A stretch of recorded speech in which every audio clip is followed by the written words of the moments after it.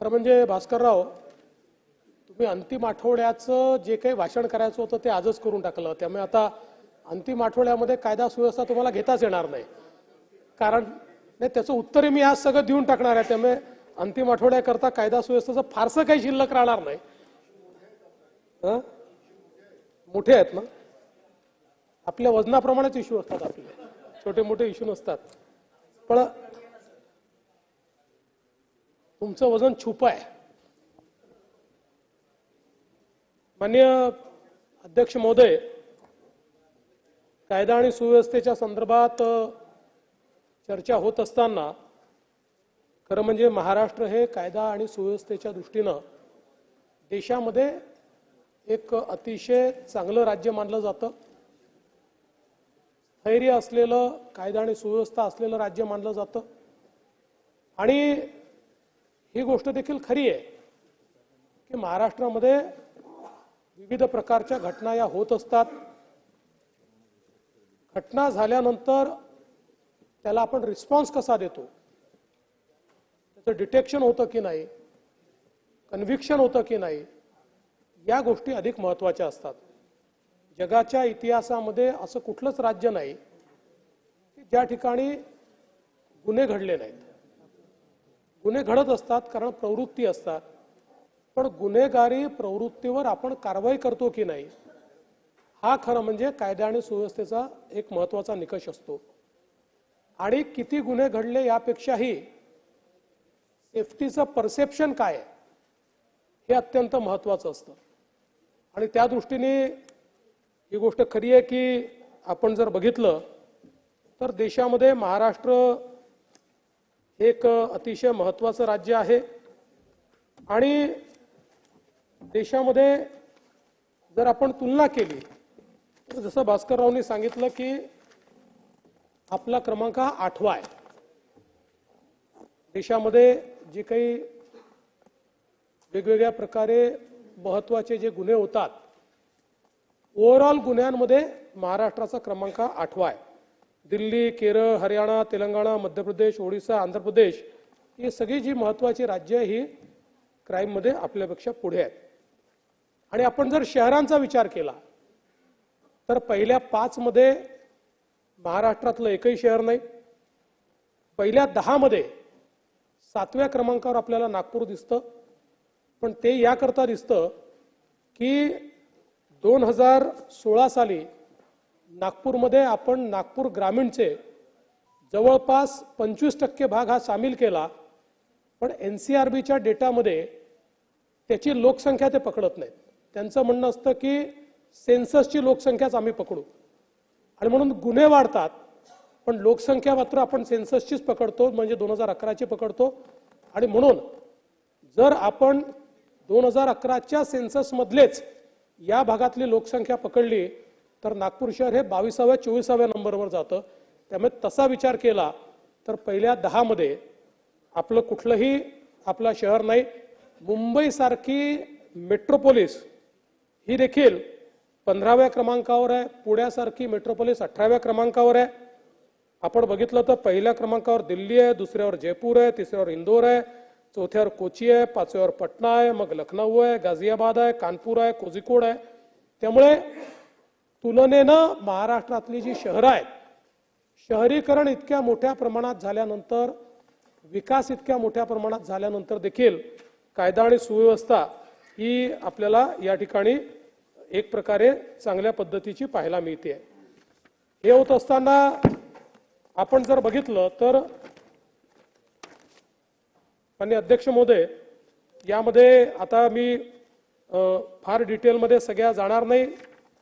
पण एकूण जर गुन्ह्यांची संख्या आपण बघितली, म्हणजे मी नेहमी इतके वर्ष माझ्या भाषणात सांगतो की स्टॅटिस्टिक्स हे महत्त्वाचं नसतंच. Statistics is always misleading.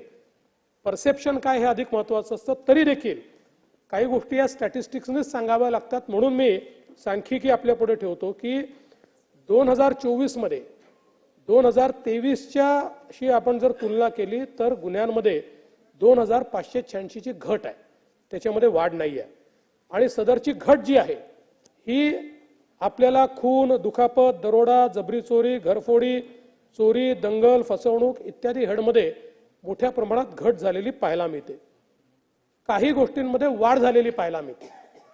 आणि त्यात महत्त्वाची वाढ कशात आहे तर विनयभंग आणि बलात्कार या दोन संज्ञांमध्ये आपल्याला वाढ झालेली पाहायला मिळते. पण सातत्याने आपण जर बघितलं तर जेव्हापासून 2013 साली आपण निर्भयानंतर या संपूर्ण क्राईमची डेफिनेशन बदलली आणि त्याला अपग्रेड केलं. म्हणजे पूर्वी ज्या गोष्टींना आपण विनयभंगाच्या संज्ञेत पकडायचो त्याला आता बलात्काराच्या संज्ञेत पकडलं जातं. आपण 13 साली अमेंडमेंट केली आणि अमेंडमेंट करून आपण एक एक स्टेप, जेव्हा निर्भयाची घटना झाली त्या IPCत अमेंडमेंट झाली आणि त्या अमेंडमेंटमध्ये पूर्वी आपण ज्या घटनांना विनयभंगाचं कलम लावायचो त्या घटनांना 2013 पासून आपण बलात्काराचं कलम लावतो, त्याच्या खालच्याला आपण विनयभंगाचं कलम लावतो. कडक केले आपण. त्याच्या डेफिनेशन ज्या आहेत त्या अतिशय कडक आपण डेफिनेशन केल्या आणि आपण फ्री रजिस्ट्रेशन ऑफ कंप्लेंट केलं. फ्री रजिस्ट्रेशन ऑफ कंप्लेंट म्हणजे कुठलीही कंप्लेंट आली तर ती आधी रजिस्टर करायची. म्हणजे यातल्या अनेक कंप्लेंटमध्ये नंतर असं लक्षात येतं की लग्नाचं आमिष दाखवलं होतं, त्यांचं कमिटेड रिलेशनशिप होती, नंतर मग कोर्टात गेल्यानंतर ते सांगतात की आता आमचं मिटलेलं आहे. पण फ्री रजिस्ट्रेशन आणि म्हणून 2013 पासून जर आपण बघितलं तर एकही वर्ष असं नाही, 13च्या वर्षी 12च्या तुलनेत प्रचंड वाढ झाली आहे आणि त्यानंतर दरवर्षी कन्सिस्टंट वाढ आहे. पण ही जी वाढ आहे ही एक प्रकारे चिंताजनक जरी असली तरी दुसऱ्या प्रकारे समाधानकारक आहे. याचं कारण काय आहे तर यापूर्वी आपण जर बघितलं तर समाजामध्ये या घटनांची नोंद करणं हा एक सोशल टॅबू होता. समाजाचं प्रेशर असायचं आणि त्या समाजाच्या प्रेशरमुळे अनेक वेळा अशा प्रकारे त्या ठिकाणी घटना दाखल व्हायच्या नाहीत. म्हणजे मला आपल्याला या निमित्ताने सांगितलं पाहिजे की हे का महत्वाचं आहे जे मी सांगतोय.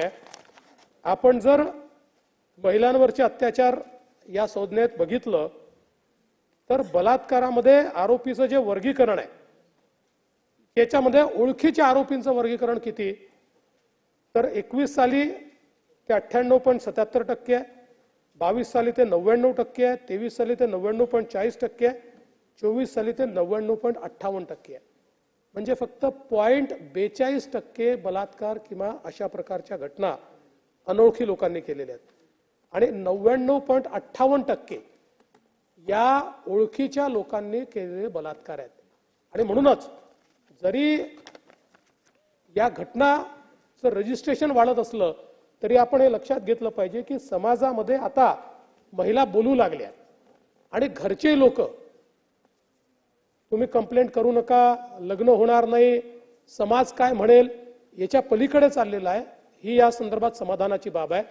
आणि महत्त्वाचं हे आहे की याच्यामध्ये आता आपण जर बघितलं तर मोठ्या प्रमाणात जे काही चार्जशीट आहे त्या चार्जशीट अत्यंत वेगानं आपण आता या ठिकाणी दाखल करतो. 60 दिवसामध्ये चार्जशीट दाखल करणे या संदर्भात आता आपला जो काही रेट आहे हा 90% वर गेला आहे. म्हणजे 90% केसेसमध्ये आपण 60 दिवसाच्या आत आणि आपला प्रयत्न आहे की 100% केसेसमध्ये आपल्याला 60 दिवसाच्या आत तो त्या ठिकाणी न्यायचा आहे. आणि मला या निमित्ताने रायगडचं अभिनंदन करायचं आहे. म्हणजे तिथल्या पोलिसांचे अभिनंदन करायचं आहे आणि रायगडच्या कोर्टाचे अभिनंदन करायचं आहे. नुकतंच मागच्या आठवड्यामध्ये रायगडच्या मांडवा पोलीस स्टेशनमध्ये विनयभंगाचा गुन्हा घडला. विनयभंगाचा गुन्हा घडल्यानंतर 24 तासात पोलिसांनी चार्जशीट दाखल केली आणि त्याच्यानंतर 24 तासात कोर्टाने गुन्हेगाराला शिक्षा दिली. म्हणजे 48 तासामध्ये त्या ठिकाणी शिक्षा दिली. मला असं वाटतं की यातनं एक गोष्ट आपण लक्षात घेतली पाहिजे आहे ते कायदे देखील पूर्ण आहेत. विशेषतः BNS सारखा जो नवीन कायदा भारतीय न्याय संहिता आलेला आहे या कायद्याने अशा प्रकारच्या घटनांमध्ये गतिशीलता आणण्याकरता आणि रेट ऑफ कन्व्हिक्शन वाढवण्याकरता प्रचंड मोठी व्यवस्था उभी केलेली आहे। आणि म्हणून मला असं वाटतं की पोलीस, प्रॉसिक्युशन आणि कोर्ट या तिघांनीही जर गांभीर्याने काम केलं तर आपण रेट ऑफ कन्व्हिक्शन वाढवू शकतो आणि याचा वेग देखील आपण या ठिकाणी मोठ्या प्रमाणात वाढवू शकतो। आज आपण जर बघितलं तर विशेषतः बलात्काराच्या घटनांमध्ये मी सांगितलं 60 दिवसात निर्गतीचं जे प्रमाण आहे ते 94% आहे यावर्षी। म्हणजे आपण विचार करा आपण किती वाढ त्याची होत गेली आहे। तर आपण समजा 2020 साली 45% आपले प्रकरण हे 60 दिवसामध्ये आपण त्याची निर्गती करायचो आणि त्याची चार्जशीट दाखल व्हायची, ते आता 2024 साली 94% आपण पोहोचलो आहोत। पुढच्या वर्षी म्हणजे 2025 साली 99% पर्यंत आपण पोहोचू। क्वचितच एखादं प्रकरण असं राहील की ज्याच्यामध्ये काही गॅप्स असल्यामुळे आपल्याला त्या ठिकाणी ते करता येणार नाही। अनेक महिलांवरच्या घटनांना प्रतिबंध करण्याकरता योजना आपण केल्या आहेत। त्यामध्ये पोलीस आयुक्तालय आणि अधीक्षक स्तरावर घटक प्रमुख स्तरावर आपण महिला सहाय्यता कक्षाची एक स्थापना केलेली आहे।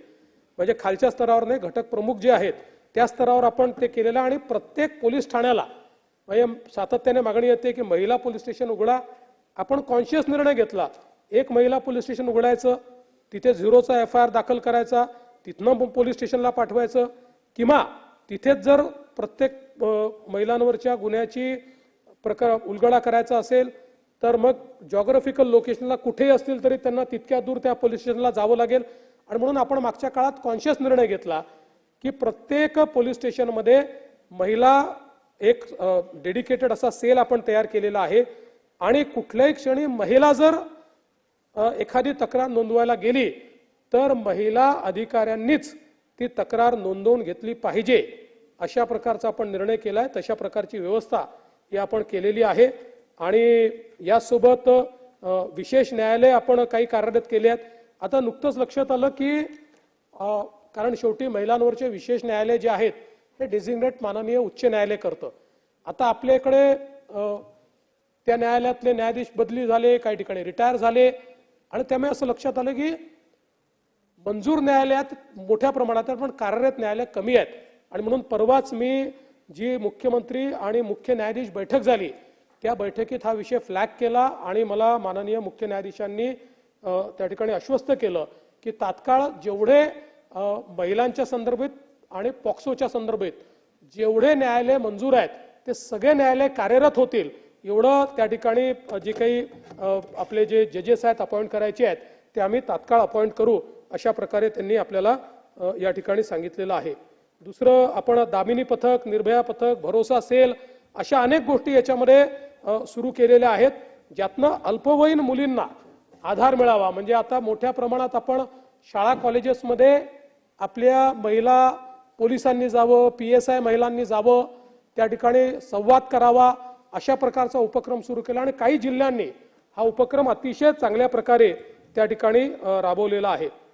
मनोधैर्य योजनेच्या अंतर्गत देखील आपण अर्थसहाय्य करतो आणि निर्भया फंडाचा एक विषय कोणीतरी मगाशी मांडला होता, त्या संदर्भात मी सांगू इच्छितो की 250 कोटी रुपये आपल्याला मिळाले होते, त्यापैकी 235 कोटी आपण खर्च केलेले आहेत आणि उरलेले 15 कोटीही आपण वेळेत त्या ठिकाणी खर्च करणार आहोत। त्यामुळे ते पैसे खर्च होत नाही किंवा केले नाहीत अशा प्रकारचं हे काही योग्य नाही आहे। 112 आपला जो नंबर आहे या नंबरच्या माध्यमातून तातडीनं महिलांना जी काही मदत मिळाली पाहिजे किंवा इतरांनाही मदत मिळाली पाहिजे या संदर्भात आता रिस्पॉन्स टाइम मध्ये देशामध्ये आपण दुसऱ्या क्रमांकावर आलो आहोत।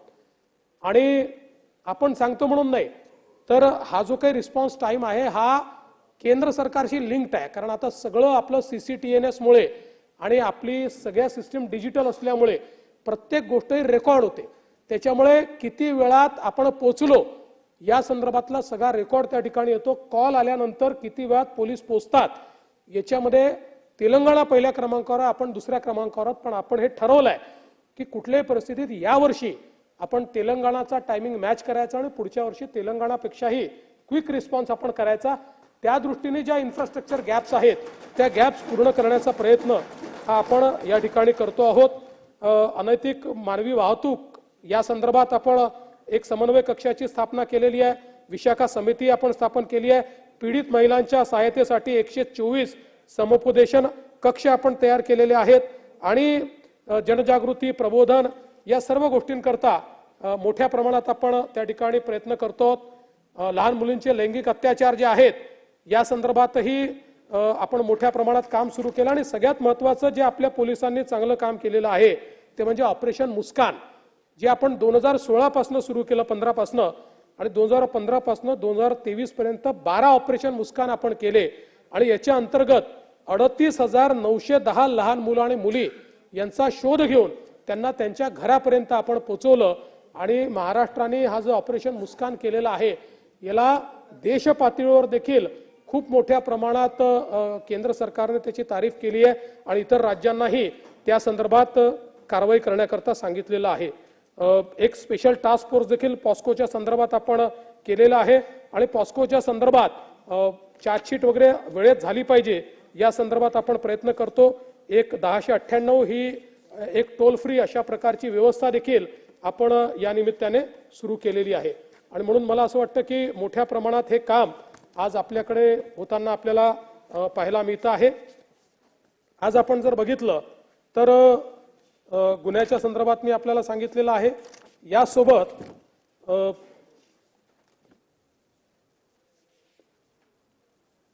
रेट ऑफ कन्व्हिक्शन, दोषसिद्धीचा दर हा देखील एक महत्त्वाचा निकष आहे। कारण आपल्याला माहिती आहे की गुन्हेगारांवर आपण वचक तेव्हाच बसवू शकतो जेव्हा गुन्हेगाराला माहिती असेल की मी गुन्हा केला तर मी सुटून जाणार नाही, मला त्या ठिकाणी शिक्षा होऊ शकते।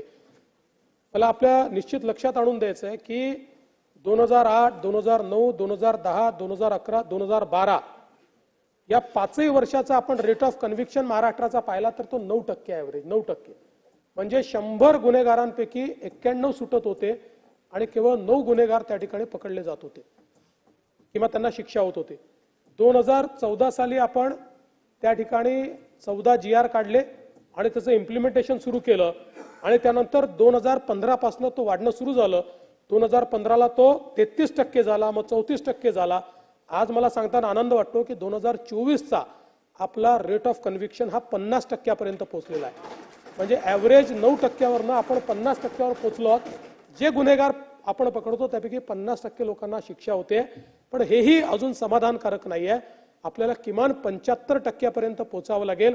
याकरता आता आपण BNS कायद्याने जी आपल्याला व्यवस्था दिलेली आहे त्याच्या अंतर्गत मोठ्या प्रमाणात फॉरेन्सिक नेटवर्क आपण त्या ठिकाणी सुरू करतो।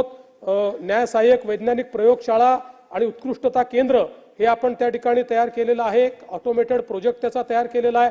मोबाईल फॉरेन्सिक व्हॅन आपण तयार केलेले आहेत। जुनी लाखोची पेंडन्सी आपण त्या ठिकाणी पूर्णपणे बाहेर काढतो आहोत आणि या सगळ्या व्यवस्थेमध्ये आता याच्या पुढे जेवढ्या गंभीर घटना आहेत या घटनांमध्ये फॉरेन्सिक आणि टेक्निकल एव्हिडन्स हा फॉरेन्सिक व्हॅन त्या ठिकाणी जाऊनच जमा करेल अशा प्रकारचा निर्णय आपण घेतलेला आहे। फॉरेन्सिक एनालिस्ट आपण त्याकरता केलेले आहेत आणि यासोबत आता जे सगळे पुरावे आहेत हे ब्लॉकचेन पद्धतीनं ते पुरावे त्या ठिकाणी आपण जमा करणार आहोत। आपल्याला कल्पना आहे की पूर्वी आपण नेहमी ऐकायचो की चाकू वेगळा बदलून टाकला आणि मग माणसाला मारलेल्या चाकूच्या ऐवजी कुत्र्याला मारलेला चाकू दिला आणि मग तो सुटून गेला। आता ही सगळी पद्धती ब्लॉकचेन मध्ये जात असल्यामुळे कोणालाही एव्हिडन्स टॅम्पर करण्याची त्या ठिकाणी संधीच मिळणार नाही अशा प्रकारची व्यवस्था आपण केलेली आहे आणि या सगळ्याकरता सगळ्याचं चित्रीकरण करण्यात येणार आहे। अनेक वेळा आपण पाहतो की आपले जे काही पंच असतात ते नंतर असं निघतं की पंचाला पोलिसांनी पोलीस स्टेशनमध्ये आणूनच त्या ठिकाणी त्याच्याकडनं बयान घेतलेलं आहे आणि मग तो पंच होस्टाईल होतो। आता सगळ्या पोलिसांना आपण टॅब देतो आणि टॅब जोपर्यंत मिळत नाही तोपर्यंत ते मोबाईलवर करणार आहेत। सगळं घटनास्थळावरचं काम, पंचनामा याचं चित्रीकरण आता होणार आहे। त्यामुळे तो तिथे उपस्थित आहे की नाही, त्या ठिकाणी ती गोष्ट आहे की नाही, या सगळ्या गोष्टीचं चित्रीकरण आपण त्या ठिकाणी करतो आहोत आणि म्हणून मोठ्या प्रमाणात हा कन्व्हिक्शनचा रेट वाढवण्याच्या दृष्टीनं आपलं जे काही प्रयत्न आहेत ते प्रयत्न चाललेले आहेत आणि त्यातून मला विश्वास आहे की आपण चांगल्या प्रकारचं हे जे 50% पर्यंत आता पोहोचलेलो आहोत ते आपण वाढवत तिथे पलीकडे आपण चांगल्या प्रकारे नेऊ। सायबरच्या संदर्भात देखील खरं म्हणजे मला या ठिकाणी सांगितलं पाहिजे की आता आपण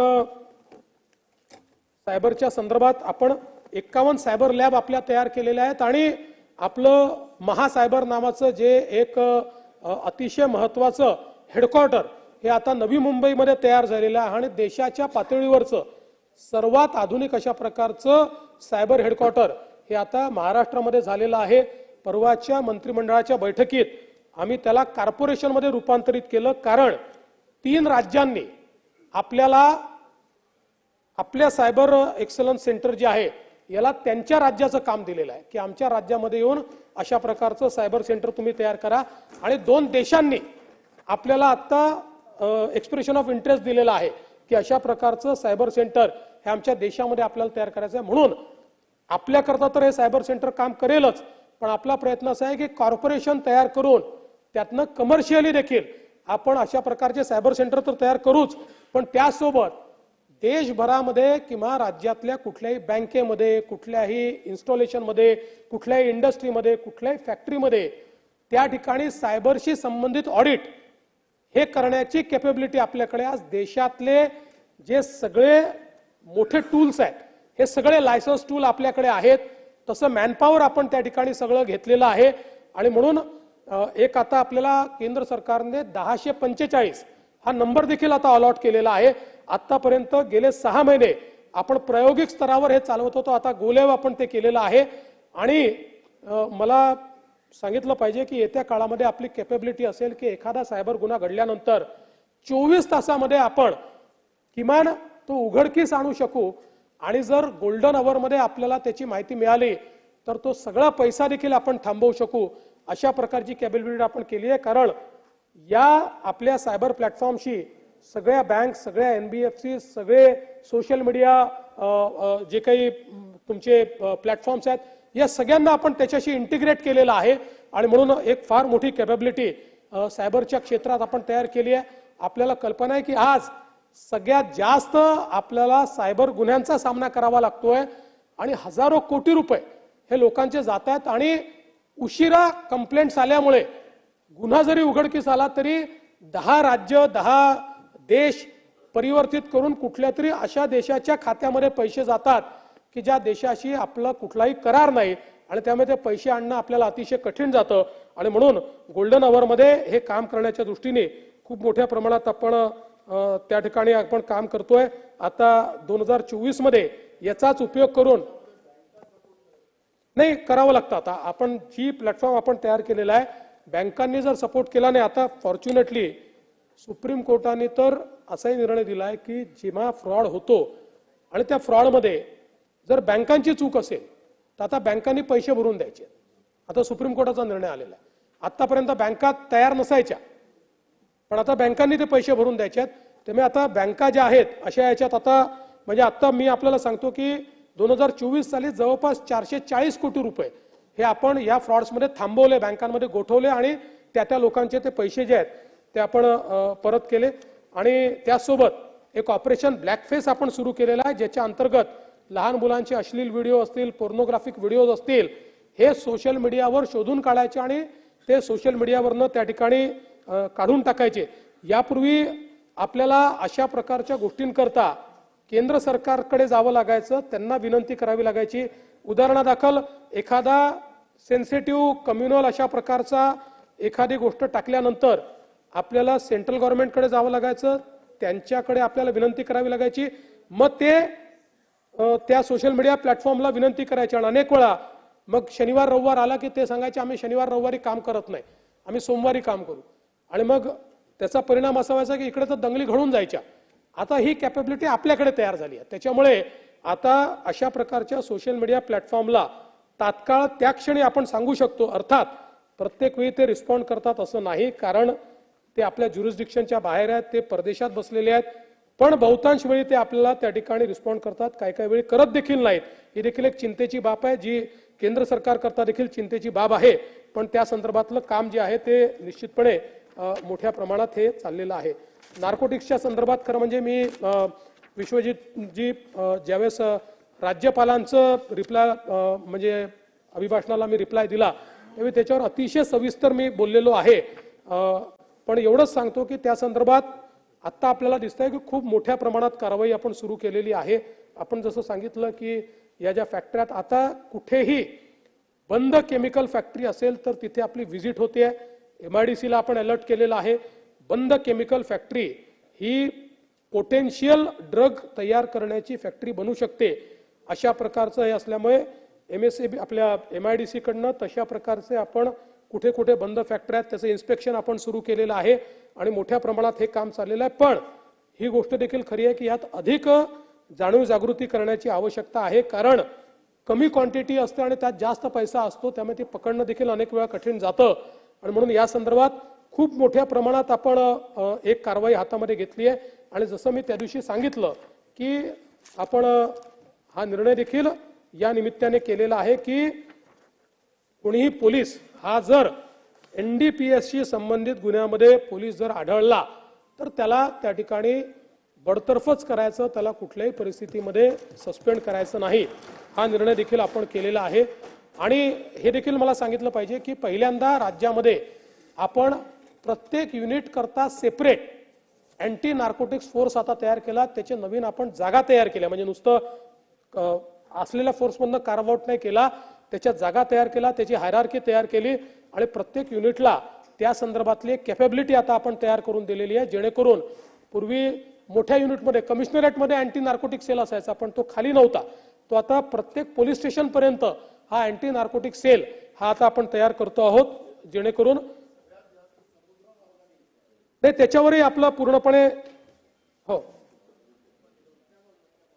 हो हो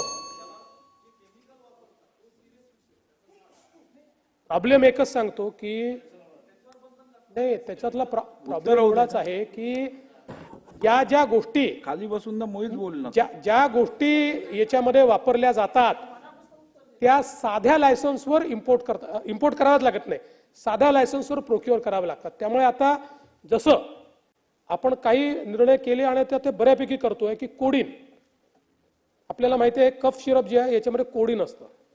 आता मध्यंतरीच्या काळामध्ये कोडीनच्या बाटल्या घ्यायच्या कफ सिरपच्या आणि त्याचा नशा करायचा. आता नियम आपण केला आणि फार्मसीवाल्यांनी खूप आपल्याला त्याच्यामध्ये मदत केली.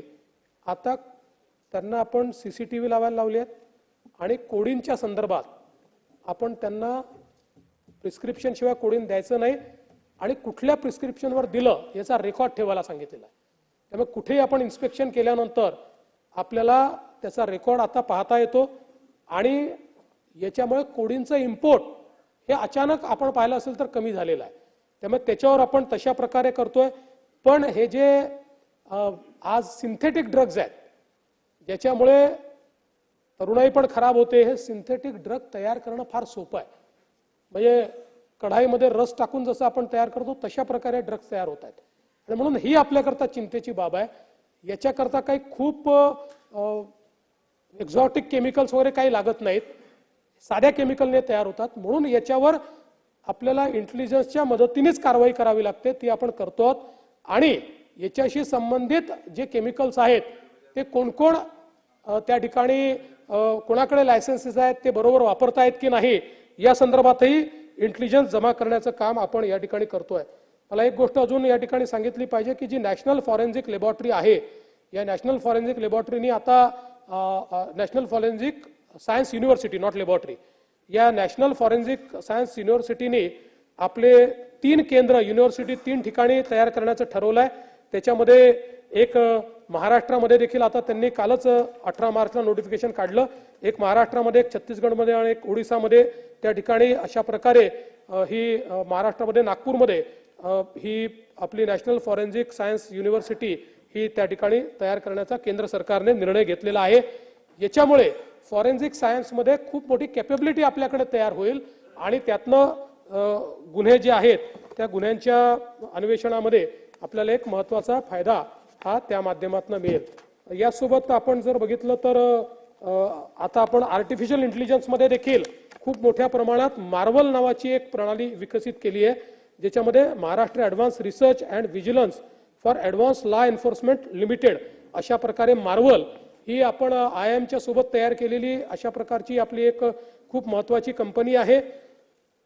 या कंपनीच्या माध्यमातून आपण इतकी मोठी कॅपॅबिलिटी तयार केलेली आहे की ज्यातनं आज केवळ पोलीस विभागाला नाही तर आपल्या कुठल्याही विभागाला एआय मध्ये कुठल्याही प्रकारची मदत लागली तरी ती मदत आपण या ठिकाणी करतो. एआय आणि मशीन लर्निंग या दोन्हीचं मॉडेल आपण तयार केलेलं आहे. भारत निवडणूक आयोगाने देखील आपली मदत ही इलेक्शनच्या काळामध्ये या मार्वलच्या माध्यमातून त्या ठिकाणी घेतलेली आहे. याच्यामध्ये smart city CCTV surveillance analysis आहे.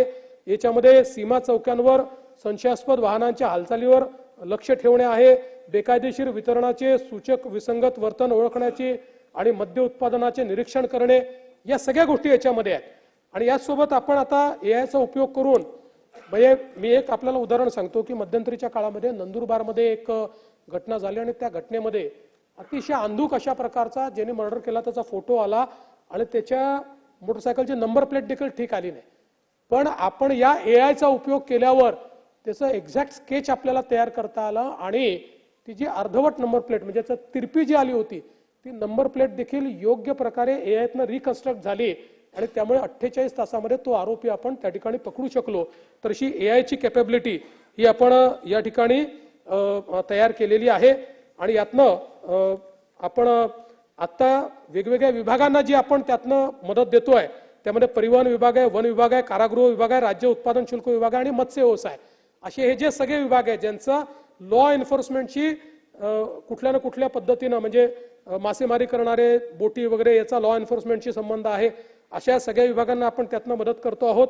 आणि जवळपास याच्यामध्ये AI powered object detection, AI powered CCTV footage विश्लेषण, CDR, IPDR, TDR, AI powered chatbot विश्लेषण, स्मार्ट ऑप्टिकल कॅरेक्टर रिकॉग्निशन, चॅटबॉटने संचयित ट्रॅकिंग, भौगोलिक मॅपिंग विश्लेषण सक्षम करणे. म्हणजे मी आपल्याला उदाहरण सांगतो की आपण जर बघितलं तर आता एखादा व्यक्ती पळून गेलेला आहे त्याला शोधण्याकरता 1 महिन्याचं 10 वेगवेगळ्या शहरातलं सीसीटीव्ही फुटेज 1 महिन्याचं 10 वेगवेगळ्या हे जर आपण एआयला दिलं या ठिकाणी आपण जी कॅपेबिलिटी उभी केली आहे तर जिथे जिथे फेस रिकॉग्निशन कॅमेरे सगळीकडे आहेत आपल्याकडे त्या कुठल्याही फेस रिकॉग्निशन कॅमेऱ्यात तो आला असेल तर 5 ते 10 मिनिटांमध्ये हे एआय टूल या 10 शहरातलं 1 महिन्याचं संपूर्ण सीसीटीव्ही नेटवर्क हे त्या ठिकाणी ट्रॅक करतं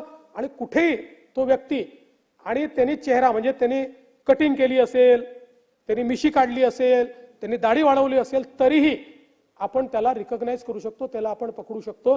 अशा प्रकारची कॅपेबिलिटी ही या ठिकाणी तयार झाली आहे. दुसरं आपल्याला माहिती आहे डेटा मायनिंग आपल्याला करावं लागतं सीडीआरचं वगैरे. आता अनेक वेळा 3-3, 4-4 वर्षापूर्वीचं एखादी घटना असते त्यावेळी डेटा मायनिंग करण्याकरता पूर्वीची पद्धत आपली जी होती ती आपल्याला मॅन्युअली करावं लागायचं. त्यामुळे आता 1 वर्षाचा डेटा जर आपल्याला मॅन्युअली त्या ठिकाणी त्याचं मायनिंग करायचं असेल तर त्याला किती आपल्याला पण आता हे जे टूल आपण तयार केलेले आहेत डेटा मायनिंगचे याच्यामुळे काही मिनिटांमध्ये आपण हा डेटा त्याला दिला की त्याचं मायनिंग करून त्या डेटातनं आपल्याला रिलेव्हंट डेटा हे एआय टूल आपल्याला तयार करून देतं. आणि म्हणून मार्वल ही जी काही आपण एक व्यवस्था उभी केलेली आहे या व्यवस्थेतनं मोठ्या प्रमाणात आपण काम करतो.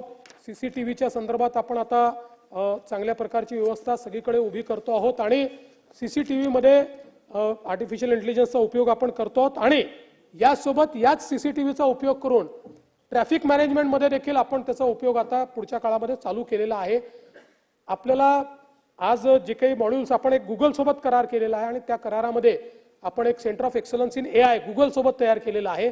या centre of excellence in AI मध्ये समजा पुणे शहर आहे, पुणे शहरात ट्रॅफिकचे मोठे प्रॉब्लेम्स आहेत.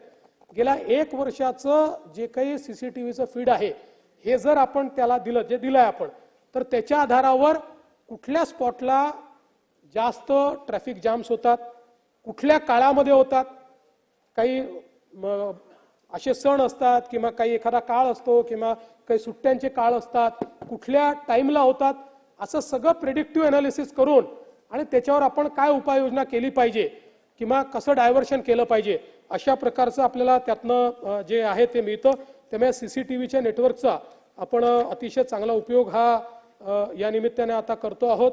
डायल 112च्या संदर्भात मी हे सांगितलेलंच आहे. खरं म्हणजे काही मुद्दे अजून या ठिकाणी आले त्यातला एक महत्त्वाचा मुद्दा की पोलीस फोर्समध्ये आपल्या किती जागा रिकाम्या आहेत, तर मी भास्करराव सांगतो की आपल्या पोलीस फोर्समध्ये फक्त 10,500 जागा रिकाम्या आहेत. हा, आणि त्यात दरवर्षी होतात 7 ते 8,000 जागा दरवर्षी रिकाम्या होतात. पण मला हे सांगताना आनंद वाटतो की आपण गेल्या 3 वर्षामध्ये 35,802 पोलिसांना भरती केलेला आहे. हा महाराष्ट्राच्या इतिहासातला रेकॉर्ड आहे. 35,000ची भरती आपण ही पूर्ण केलेली आहे. आता पुन्हा नव्याने भरती आपण त्या ठिकाणी काढतो. त्यामुळे रिटायरमेंटची मॅच करणारी भरती ही आता आपल्याकडे होते. काही फार कुठली गॅप ही आपल्याकडे नाही आहे. PSI मध्येही गॅप ही आता बऱ्यापैकी आपण कमी केलेली आहे. साधारणपणे आपण बघतो PSI मध्ये 500-600ची गॅप नेहमी असते, ती पण आपण कमी केलेली आहे. त्यामुळे आता पोलिसांच्या एकूण संख्येमध्येही कुठे कमतरता नाही आहे. मी एकूणच या मागण्यांच्या निमित्ताने अनेक मुद्दे अनेकांनी उपस्थित केलेले आहेत. सगळ्या मुद्द्यांना काही आपल्याला त्या ठिकाणी उत्तर देता येणार नाही, पण एवढंच आश्वस्त करू इच्छितो की घोसाळकरांच्या संदर्भातली चौकशी जवळपास पूर्ण करून त्याचं आपण जे आरोपपत्र आहे तेही दाखल केलेलं आहे. आणि त्याच्यामध्ये जो संबंधित व्यक्ती आहे त्यांनीच ते केल्याचे सगळे पुरावे, म्हणजे ज्याने तो फेसबुक लाईव्ह केला त्याचे सगळे पुरावे आपल्याला मिळालेले आहेत. आता त्याच्यामध्ये हे साहजिक आहे की कुटुंबाला क्लोजर हवं असतं, त्यामुळे कुटुंबाला असं वाटतं की याच्यात अजून काही आहे का. तर म्हणूनच मी पोलिसांना सांगितलं की जरी आपण त्या संदर्भात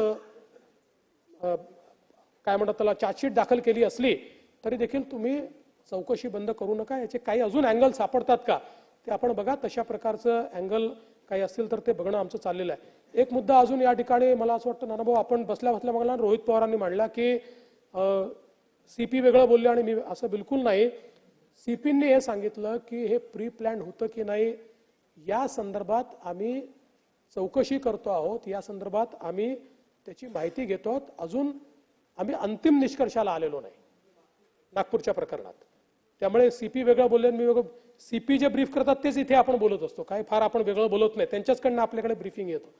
आणि मी पुन्हा सांगतो नागपूरच्या प्रकरणामध्ये ज्यांनी पोलिसांवर हल्ला केलेला आहे त्यांना कबरीतने खोदून काढू, सोडणार नाही. बाकी सगळ्या गोष्टी क्षम्य आहेत, पण पोलिसांवर हल्ला हा क्षम्य नाही. त्यामुळे त्यांच्यावर जी स्ट्रिक्टेस्ट कारवाई आहे ती कारवाई करून विविक्षित वेळेमध्ये त्यांच्यावर ही सगळी कारवाई केली जाईल. पण आता नागपूर शांत आहे. नागपूर तसं शांततेकरताच प्रसिद्ध आहे. 1992 नंतर नागपुरात ते आणून घेऊ, नंतर मांडा.